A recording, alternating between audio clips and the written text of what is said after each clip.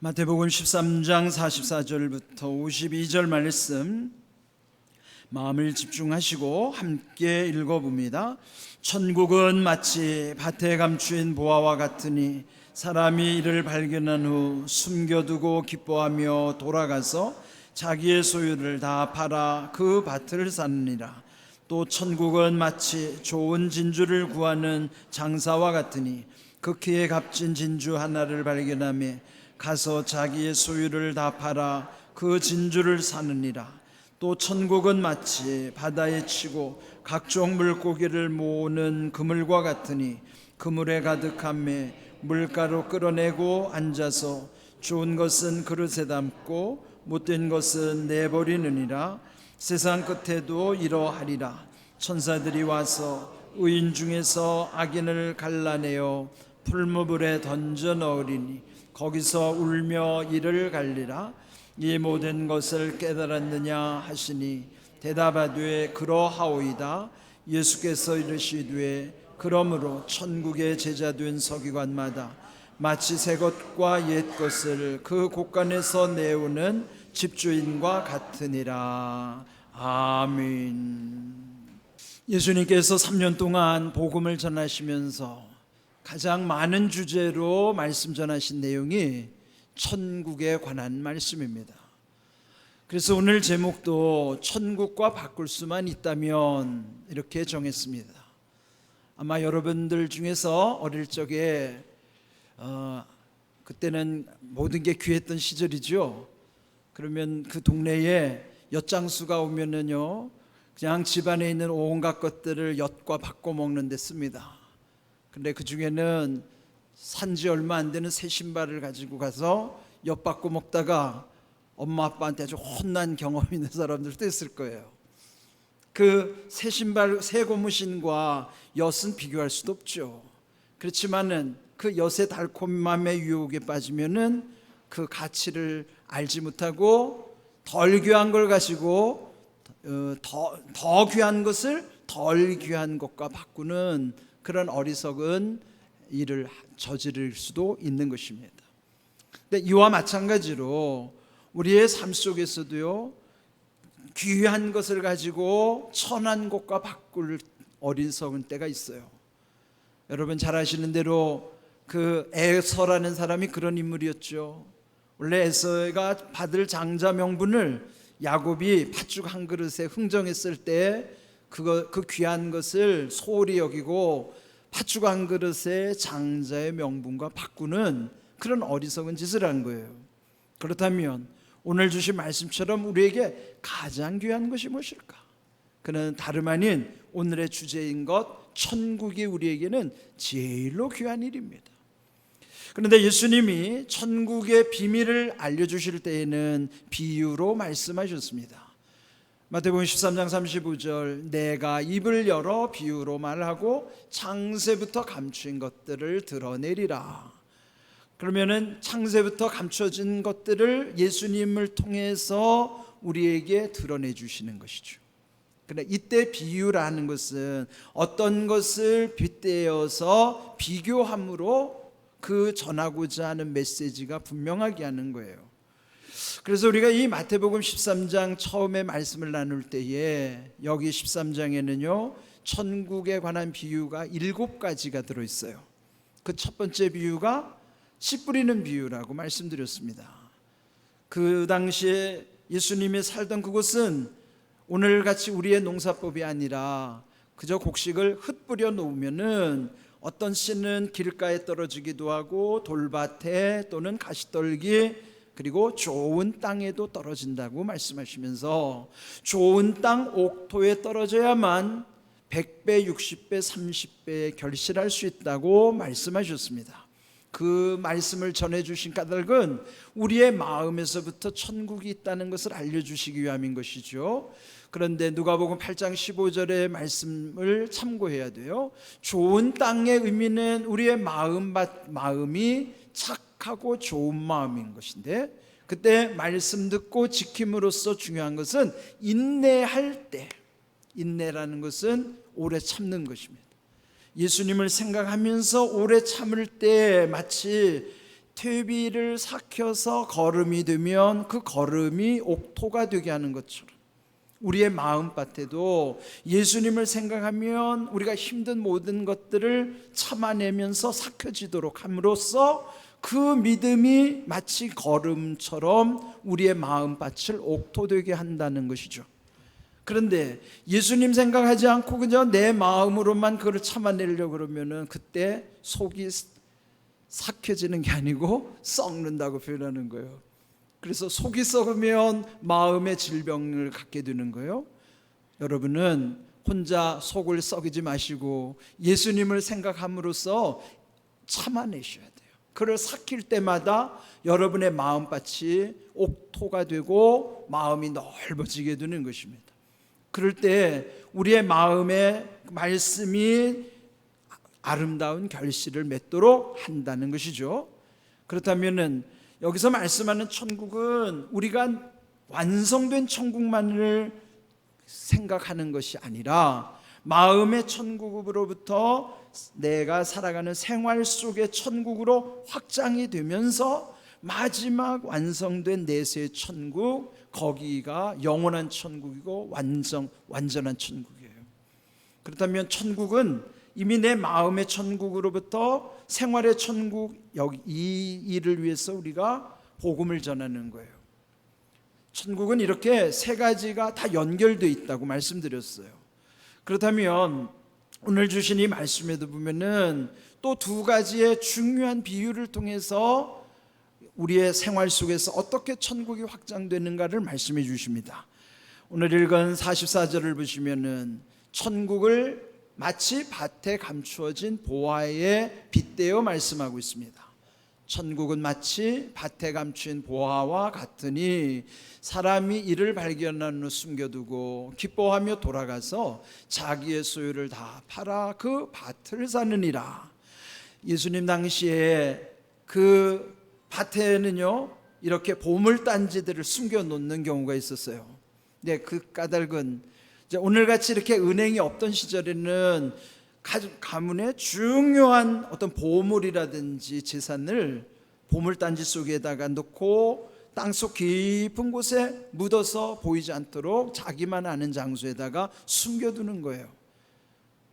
전쟁이 일어나면 그걸 가지고 다닐 수 없으니까 난리통에 잠시 그걸 보관하느라고 깊은 곳에 묻는 거예요. 그러다가 혹시 전쟁 중에 그분이 죽을 수도 있어요. 또 멀리 있을 수도 있고 때로는 자기가 묻어놓은 곳이 어딘지를 찾지를 못하는 경우도 있어요. 근데 그럴 경우 지금 여기에 밭에 그 밭을 일구다가 그런데 자기 소유의 밭이 아닌 것을 보면 이 사람은 가난한 농부, 즉 소작농인 거예요. 그런데 어느 날 쟁기질을 하든지 뭘 하다가 보니까 이 밭 밑에서 쨍그랑 소리가 나는 거예요. 그를 파보았더니 거기에는 이 보물단지가 숨겨져 있는. 그런데 그걸 발견한 다음에는 숨겨두는 거예요. 만약 그것이 드러나면은 그 땅의 주인 것이 되니까 일단 밭을 사야 그 보물단지가 자기 것이 되는 거예요. 그래서 그는 그를 다시 숨겨둔 다음에 집으로 돌아가서 자기 가진 전 재산을 팔아가지고 그 땅을 사는 거예요. 그러면 땅보다 중요한 것은 그에게는 그 보물단지가 중요한 것이죠. 그런데 여기에 이 밭에 감추인 보화와 같이 왜 천국을 이렇게 묘사했는가? 오늘 우리의 밭은 어딜까요? 여러분이 일하는 곳이 밭이에요. 우리는 지금 농사 짓지 않지만 여러분이 하는 일이 옛적 그들에게 있어서는 밭과 같은 곳이죠. 여러분의 일터 속에 하나님의 나라 천국이 그 속에 숨겨져 있다는 거예요. 그런데 그거를 발견하게 되면은 그때부터는 그곳이 달라지는 거예요. 농부가 처음에는 그 밭을 일굴 때는 힘들었을 거예요. 그런데 이제는 그 밭 속에 보물단지가 있다는 걸 생각하면은 그 밭에 대한 자기의 느낌이 달라지는 거죠. 때로 여러분 직장 생활하다 보면은 그냥 때려치고 싶고 그냥 다른 직장으로 이직하고 싶고 그럴 때도 있을 거예요. 그런데 만일 거기서 보화를 발견하는 경우에는 그 직장을 대하는 태도가 달라질 것이에요. 그렇다면 오늘 우리에게도 우리들의 삶의 영역 속에는 이렇게 감추어진 보화, 즉 우리의 삶 속에 천국이 있다는 것을 우리도 기억해야 되는 거예요. 천국을 멀리서만 찾을 것이 아니라 하나님이 우리에게 주시는 일터 속에도 거기에 귀한 감춰진 보안, 천국이 그 속에 있다는 것을 먼저 우리는 기억해야 하는 것이에요. 그런데 여기 이런 경우는 우연히 발견한 보물이 천국과 같다고 한 것처럼 그 다음 46절을 보면요, 또 좋은 진주를 구하는 장사에 비유하고 있어요. 여기 장사라는 것은 좀 더 구체적으로 표현하면 장사하는 사람, 좀 속되게 표현하면 장사꾼이에요. 그런데 이 좋은 진주를 구하는 장사꾼이 어느 날 극히 값진 진주를 하나를 발견했고 그도 또한 소유를 다 팔아서 그 진주를 샀다 하는 거예요. 앞에서 말한 밭에 감추어진 보화와 어떤 차이가 있을까요?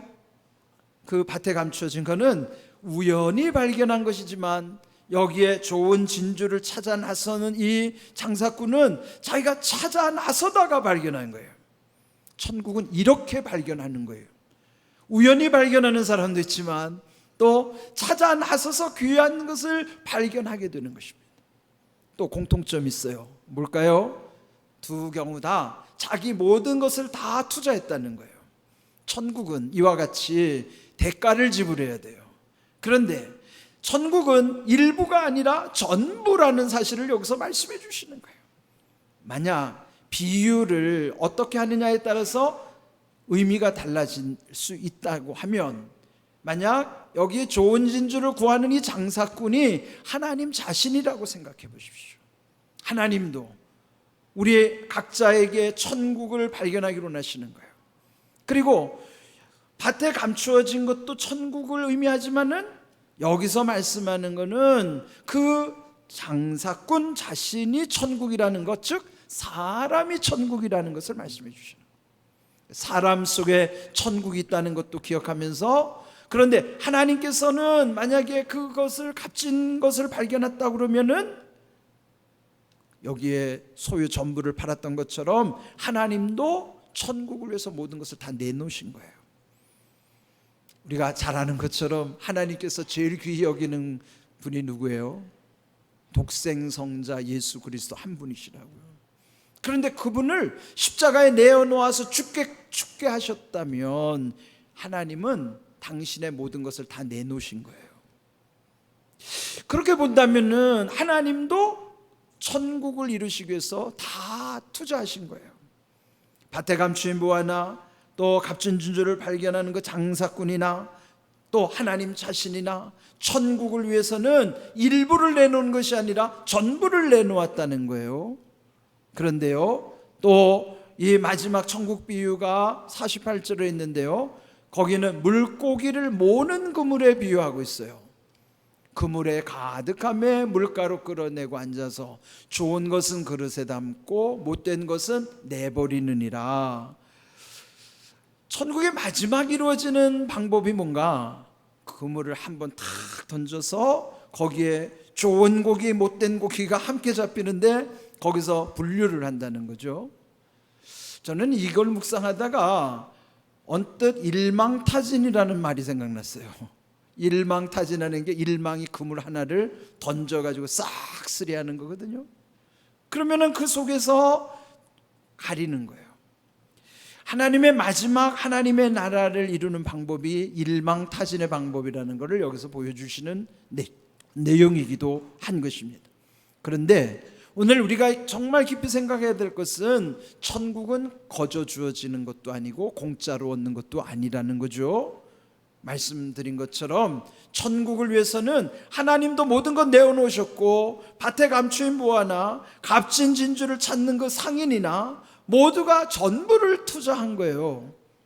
마가복음 12장을 보면요, 성전에 들어가는 입구에 헌금함이 놓여 있었어요. 예수님이 거기 입구에서 가만히 물끄러미 사람들이 헌금하는 것을 다 지켜보고 계셨어요. 그때 부자들은 많이 헌금했을 것이지만은 그때 홀로 된 한 여인이 두 렙돈이라는 걸 아주 지극히 작은 동전, 엽전 두 입을 말하는 거예요.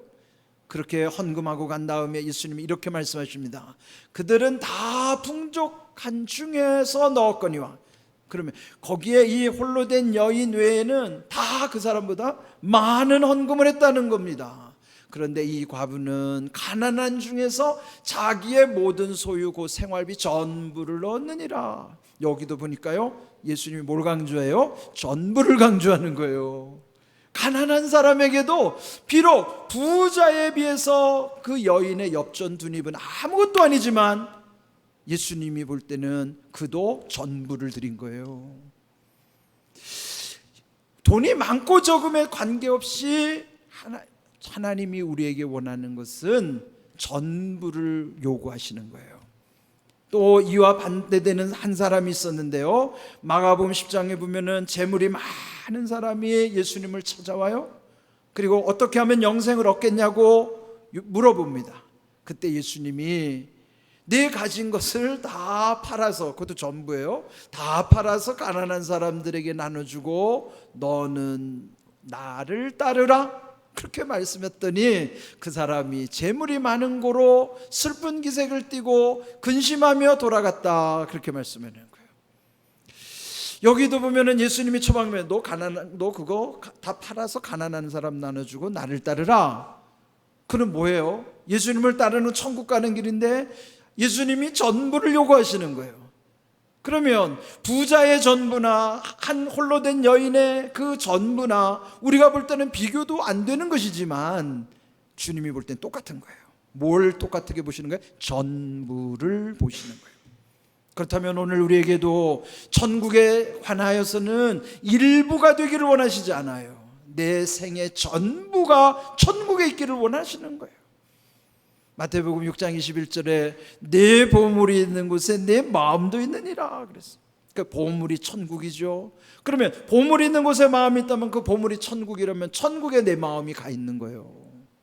이렇게 귀한 말씀을 우리에게 주시는 까닭은 이 재물이 많은 사람이 자기 가진 것에 집착함으로써 천국을 잃어버릴까 봐.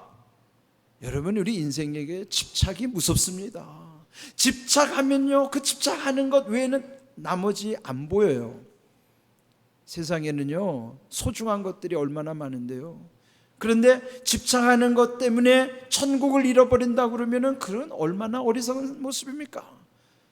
그래서 예수님이 그 말씀 끝에 부자가 천국 가는 것보다도 낙타가 바늘구멍으로 통과하는 것이 더 쉽겠다고 말씀하시는 겁니다. 제자들이 놀라서 다시 물어봅니다. 아니, 그렇다면 어떻게 천국에 갈 수 있나요?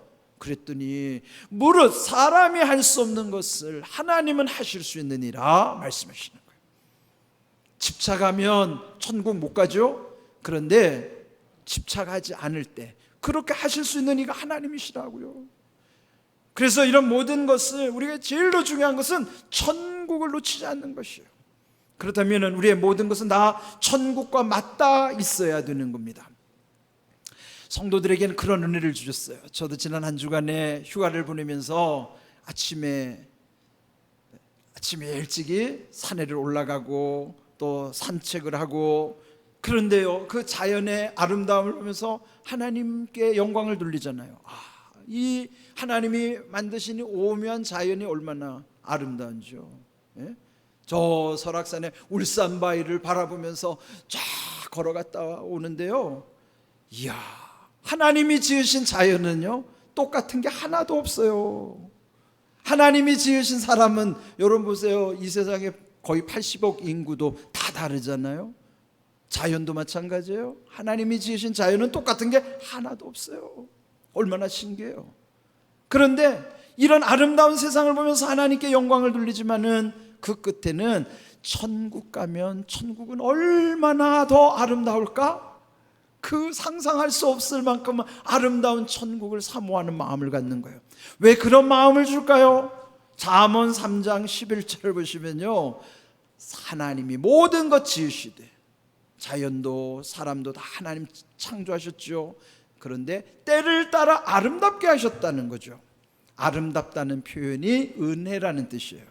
그러면 때를 따라서 아름답게, 즉 은혜를 주시는데, 그러면은 때를 따라 돕는 은혜가 어디로부터 올까요? 히브리서 4장 16절에 보면은 그러므로 우리는 긍휼하심을 받고 때를 따라 돕는 은혜를 얻기 위하여 은혜의 보좌 앞에 담대히 나아갈지니라. 은혜의 보좌 앞에서 두 가지 약속이 있어요. 긍휼히 여겨주시는 은혜, 그 뭐 불쌍히 여겨주시는 거예요.